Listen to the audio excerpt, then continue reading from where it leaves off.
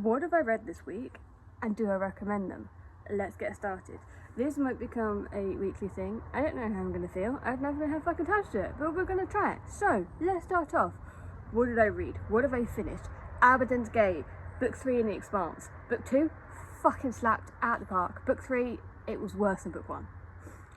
I was just so disappointed in it, and I finished it because I do want to continue the series. I'm just waiting for Book 4 to come through in my library.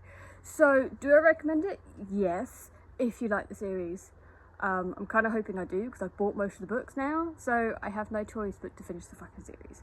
Weaver and the Witch Queen. The Weaver and the Witch Queen. Fucking yes. I finished this. I love the shit out of it. Yes, it starts off a little bit slow, but I should have just trusted in Genevieve Cogman, because she brings it all together. Like the character work that everyone goes through, how everything went, came together at the end, how she builds relationships up just to tear them down, but then to piece them back together slowly with the cracks in them. It's so fucking good. I cannot shit you enough.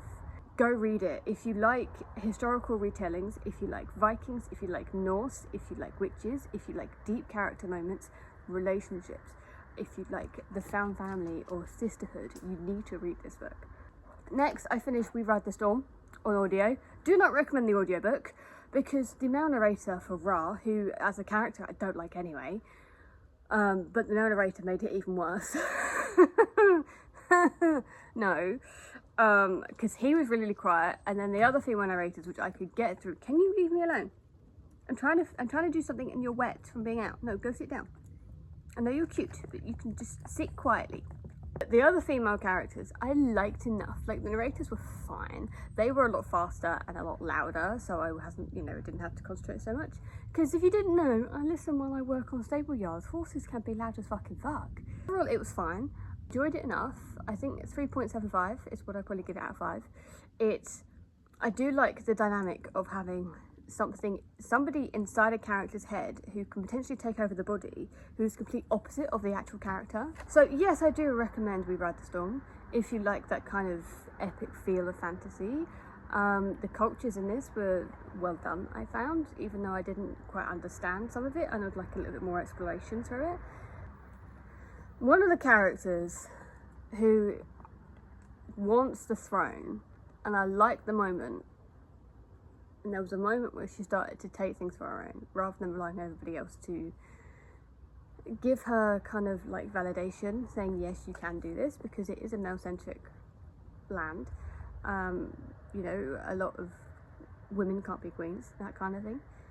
It just felt like she meandered through a lot of it, and she was relying on everything else around. So I'm hoping she is going to step up now for book 2 to be a little bit more like front and center rather than just meandering through the story. But again, it is book 1, so there's a possibility. That is what I finished this week. Now, what have I started? That is the question. Navola. I think they in the book it's Navola, Navola. I think that's what they say. Navola? I don't know. They say it weird to how I say it, which isn't my kind of thing. But I got told from a friend it was like Game of Thrones. I'm yet to see it. There isn't a lot going on. I'm about halfway through the book and I'm like, where is the plot going to start? Because at the moment it's just kind of very, not even political, but this main character, you start off with him really, really young, which is absolutely fine. And he's like trying to learn and follow in his father's footsteps, but there's no like true things happening. Like he gains a sister through some house falling down, like getting completely like destroyed, and I'm just sitting here like, where are we going with this? Like there was something that happened where he got lost in the woods. I was like, oh, we finally get into some like really deep like political stuff happening. No, and I'm a bit like, oh come on. I am going to finish it, but I'm just kind of going to dip in and out of it, because I've just now embraced my era of I'm just going to be reading 10 plus books at once all the fucking time. That is my era. So talking of, I started Clytemnestra. When I tell you, this shit is so good, I kid you not. I kid you the fuck not. This is going to blow out the park. This is going to be one of my top reads of the year, possibly the top read above Stormlight 5, possibly. It is full of feminine rage. It's full of men doing horrible shit that makes me want to take up my sword and march against all men and just slaughter them. Obviously, I'm not gonna do that, but it makes me feel like I want to, because oh my god, what they did to her is just so horrific, and it does not pull punches. It really fucking does not pull punches. So do check all the trigger warnings, but it's so good. Again, this is a book that I'm dipping in and out of because I get pufferfish rage. If you don't know what the pufferfish is, this is a pufferfish, right? And when it's always about women being beaten down and so much sexism and so much like they can't do anything, all they're there is just a child bear, right? That kind of era, like the City of Brass books, I had to DNF book 2 because of that. It made me so sour. I was getting so angry and I was snapping at everything, and I was like, this is not healthy. This is just, so I put it down. So this is why I'm dipping in and out of this book. So this might take me a while to read, because I probably only listen to it in like an hour chunks every like 3 to 4 days, because oh my god, it is so good, but I just can't sit there and and feel that angry all the time. But it is so good. I've heard so many people say it's the best Clytemnestra retelling, and honestly, I'm in love with the author's writing style, loving how she's bringing this all together. Go fucking read it. Now, what else am I reading? Fire and Blood. Of course I'm reading Fire and Blood. Fire and Blood. I am almost to the point of reading this since the show started.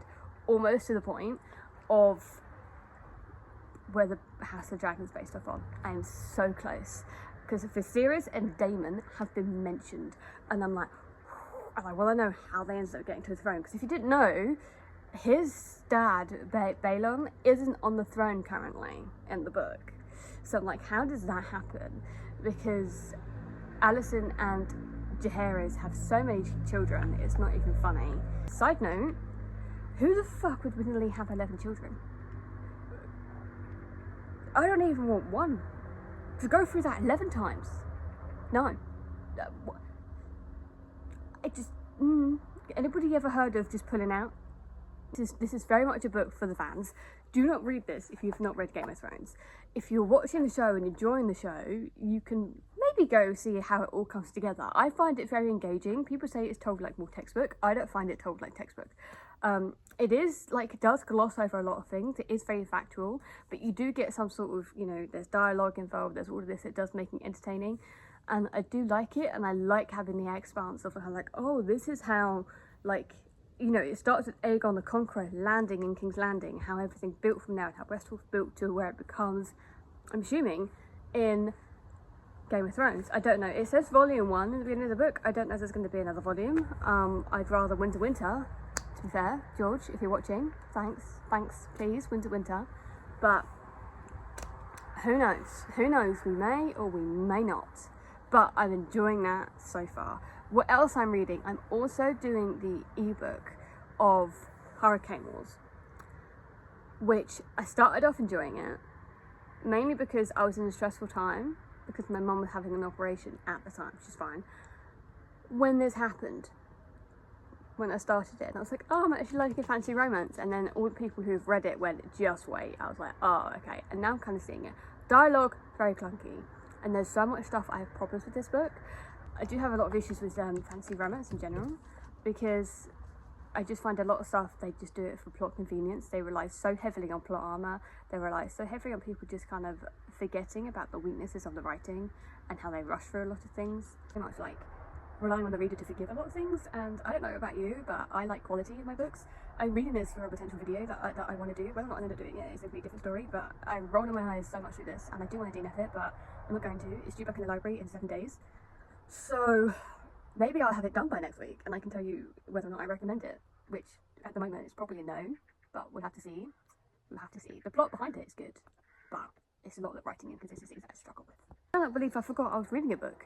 I fucking started it last week. Literally a week ago. I'm still reading it. The Dragon's Legacy. So underrated. I started it on like Sunday, and it's now Saturday. Do I recommend that? Yes I do. It's so underrated. It's very much throws you into the world. Though I haven't yet seen a dragon. There's been alluding to a sleeping dragon, which if that waits can destroy the world. So there's that going on. There was a small Game of Thrones moment. I'm loving the cults in this. I'm loving the characters. I'm loving the political machinations in this. If you like women fighters, read this. If you like women being top dog, as in like the women do the hunting and gathering, the women rule, the women do this, and the men are just kind of there, and the women just kind of go, I'll just take who I want to bed, and I'll just, yeah, I can get me a good child from him, and then she will grow up to be exactly the same. Like, they don't bow to people. You read this book. It is really surprised me. It's really fucking surprised me. I did not think I would like it, which is why I put it in my Collar TBR video, and then I ended up reading 200 pages of it. That is not everything I'm currently reading, but that's everything that I've touched this week. But do I recommend them all? Hurricane Wars? Possibly not, unless you're into the fantasy romance era and you can get past some clunky dialogue and clunky writing, it might be for you. Clytemnestra? Fucking hell yes. Weaver the Witch Queen, again, is another fucking yes. Fire and Blood, if you like Game of Thrones and you want to know more about the history, yes. We Ride the Storm, obviously. It's gay. If you like The Expanse, continue with it. Although, I don't blame you. Don't blame you for bailing out at that book. I'm hoping book 4 is going to be better. But we'll see. I'm second in line, and I'm just waiting for it to come through, because I've had the last book come through multiple times. I'm like having to place deliver later so many times. Like, I haven't read the others, they haven't come through yet. It's kind of annoying. But that's where we are. If you've read any of these books, let me know. If you like this kind of do I recommend every weekly, let me know, and I will continue doing them. Hope you enjoyed. Like and subscribe, and I will see you in the next one.